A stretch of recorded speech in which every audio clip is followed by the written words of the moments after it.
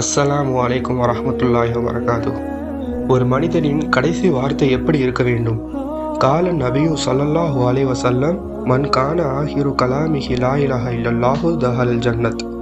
விளக்கம்: எத்தனையோ மனிதர்கள் தங்களை முஸ்லிம் என்று கூறிக்கொண்டு இவ்வுலகத்தில் வாழ்ந்தார்கள். ஆனால் அவர்களில் பலர் மரணிக்கும் பொழுது கலிமாவை நினைவு செய்தால் அக்கலிமாவை மொழி முடியாமல் வேறு வார்த்தைகளை கூறிக்கொண்டே மரணமடைந்தார்கள். ஒருவர் மரணிக்கும் பொழுது எதை எடுத்தாலும் 10 ரூபாய் என்றும், மற்றொருவர் வாட்ஸ்தட் கலிமா என்றும், மற்றொருவர் அந்த பெண் அழகானவள், இந்த பெண் அழகானவள் என்று கூறிக்கொண்டே மரணமடைந்தார்கள். இதற்கெல்லாம் காரணம், இவ்வுலகில் வாழும் பொழுது கலிமாவின் வாழ்க்கையை கடைபிடிக்கவில்லை.